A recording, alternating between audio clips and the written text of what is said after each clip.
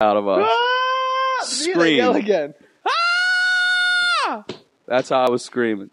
And so everybody got busted. What was the penalty? Everyone got busted.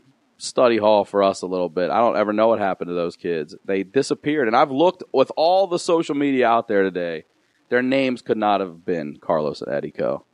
There's a whole school that'll back me on that story. Well, we got about 300,000 people listening at any given time. If any of you. Yeah, Carlos and Eddie Co. Let us know. Please. RyanSickler.com? Yep. RYAN Sick SICKLER.com. Also, Ryan is going to be. You're going to Maryland to do stand up this weekend. Yeah, I'm going home for the holidays, and I'll be at the Baltimore Comedy Factory on the 23rd. 2 shows, 8 and 10. Just one night? Just one night. They're only doing one night for the holidays. All right, so let's fill that place. I'd like to hear about it, potheads. Come out, Baltimore. You know, speaking of Baltimore, yes, sir. Let's talk about. Oh, before you get to that, all right, mental hospital. You know what's weird is my house on Valley View Road in Verona, New Jersey, was a block from the high school and a block from Essex County's, New Jersey's largest mental hospital. And it's called Overbrook Hospital. And you made me think of that. And because, you know, there's like a lady that'll jump on your car. Yeah. Like there's guys that would like be in their pajamas, like enormous men. Yeah. And they would just shuffle past. My street was a little dead end. And it was the last street before you hit Cedar Grove, where Camille Grammer is from Beverly Hills Housewives. Little trivia there.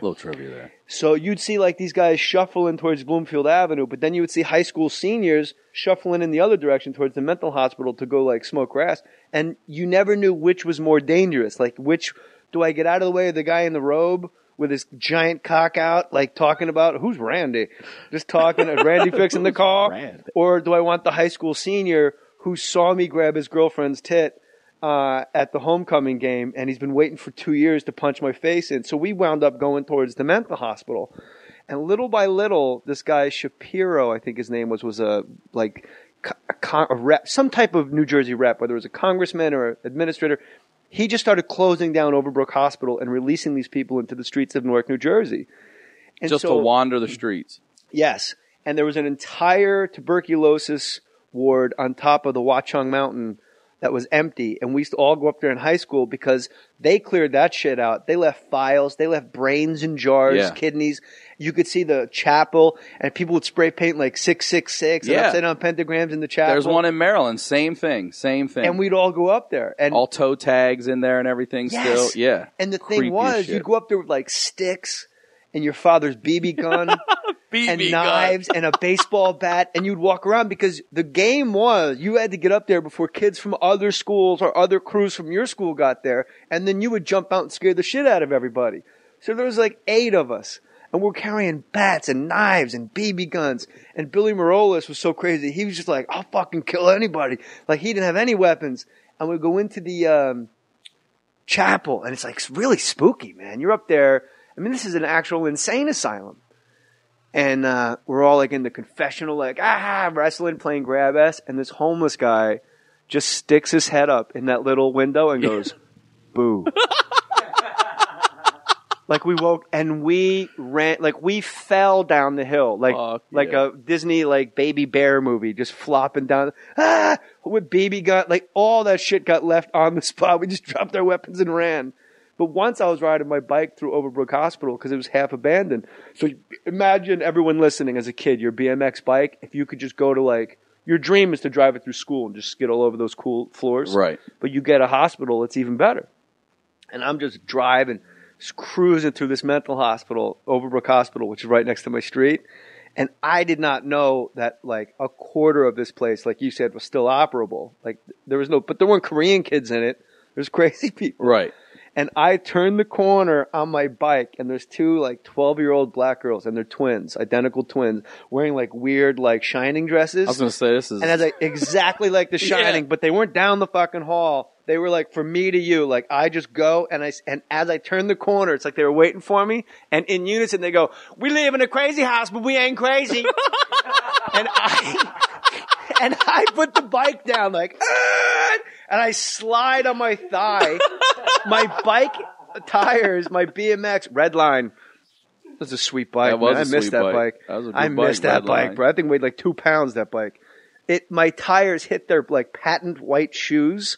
And I just like run, like pulling my handlebars, and I'm like, ah! In unison. And it's one of those things where like everything was completely sloped.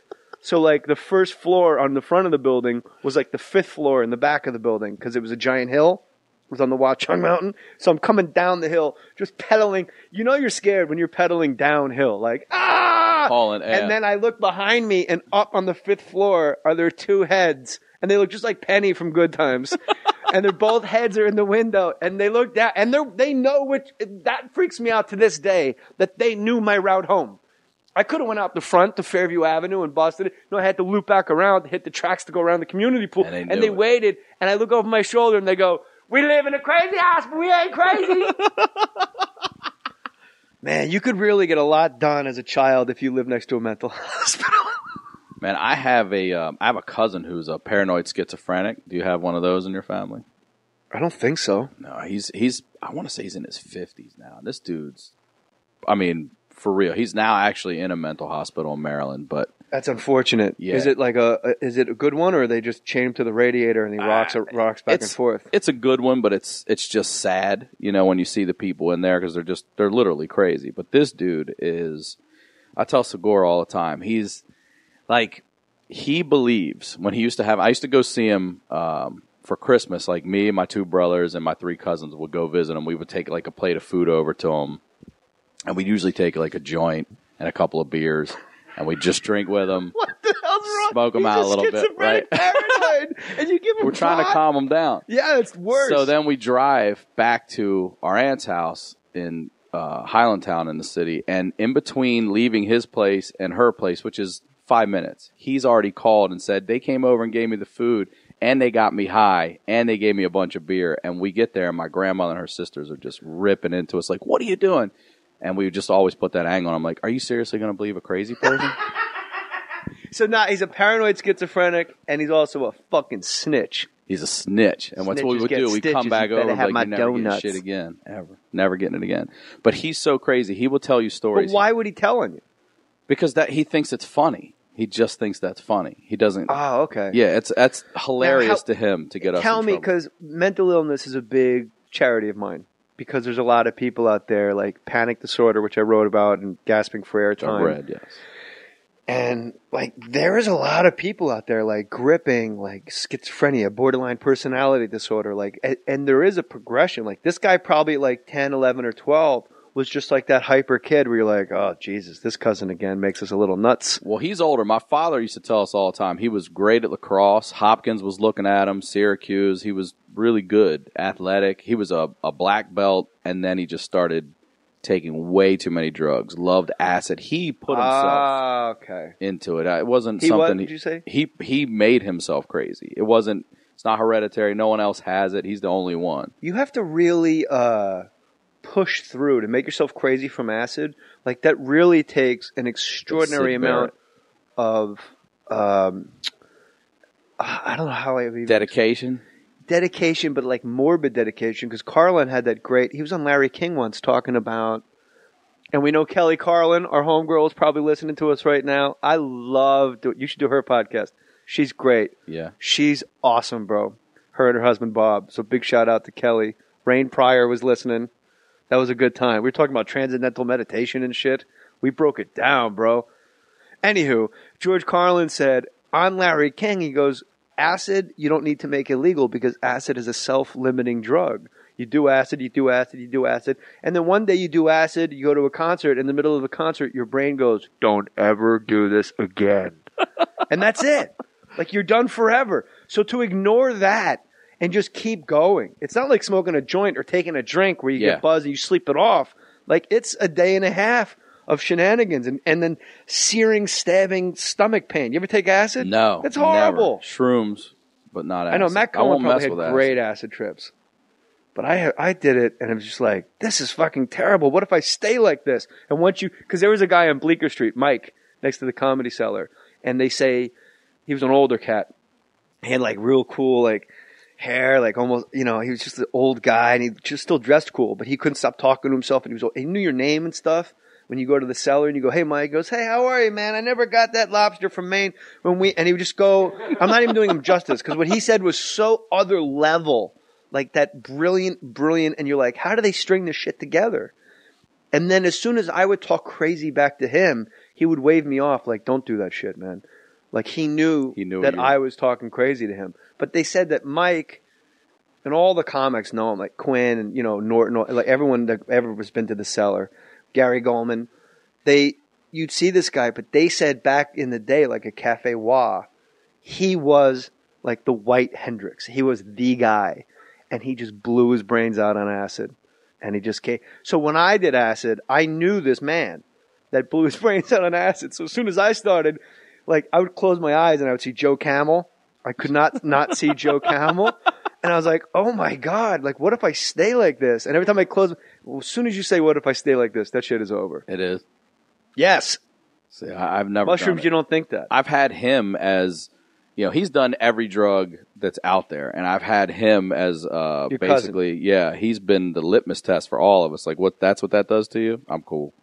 But he'll tell you, he believes that at night, doctors will break into his apartment and they'll drop liquid acid in his ear. Yeah, that's kind of stupid. And they'll take stupid meaning sad, not. Yeah. Well, he's not insulting. He's not intellectual crazy. He's just crazy, and he thinks they take skin samples from his ear and stuff, and they go test them. And then while he's still under this doctor acid-induced coma, the love of his life comes in, and he's unable to speak to her, talk to her, so he writes poetry and stuff that he wants to say to this woman on his bedroom walls. You got to get that poetry. It's covered in. He's out of there now. He's in the mental hospital. Bro, I do have a cassette of his greatest hits. He plays a guitar and sings some songs. I'll bring it to you sometime. It's like Daniel Johnson. It's crazy. He sells his everything. He'll sell his bed for scratch-off lottery tickets. Yeah, he still does coke. Does he sell his ass? No, he doesn't sell his ass. No, I thought you said acid. Sells his acid. No, he doesn't sell his ass. He doesn't do anything like that. But he'll get a guitar and he'll play it every time it's out of tune, but it's out of tune the exact same way every time, which is, to me, that's mental.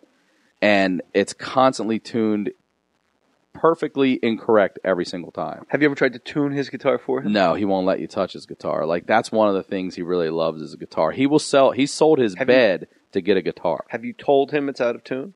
Yes. And he said what? He's like, that's completely in tune right there. That's why I tune it that way. He's crazy. There's so much. All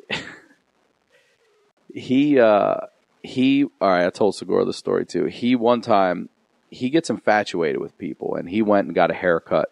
He lives just off what is considered to be, I guess, the Ventura Boulevard of Baltimore is Eastern Avenue. Okay. And he lived a few blocks off the avenue, and he went to get a haircut. Sorry. Time out.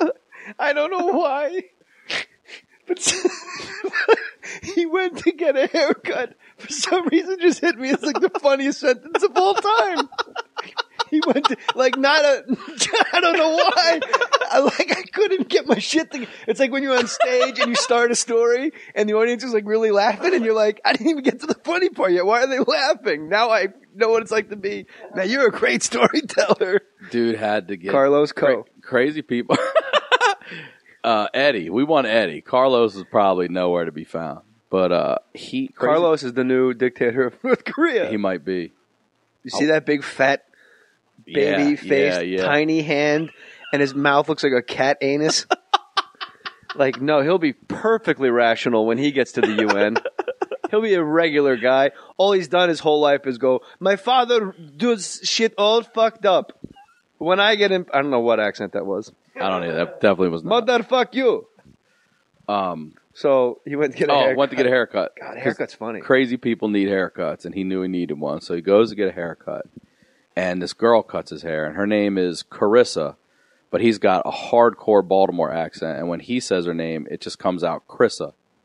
So she cuts his hair, and he's crazy, so he falls in love with her and thinks that this exchange is more than just a haircut. So he goes right home. It's the gift of the Magi. Yes. And he writes her a song on his acoustic guitar. And it goes a little something like, But before that, I'm going to give you some lyrics. He then decides, like, what a sweet gesture it would be if I take my guitar up to her shop and stand in front of the shop and perform this song for her and profess my love. I went home and wrote this about this haircut experience. His out-of-tune guitar. Completely out of tune. So he gets up and he goes out and he stands out in front of the store and he starts strumming. And he starts off and he's like, Chris, I love you. Chris, I need you. And then he hits the main lyrics. He's like, Chris, don't cry because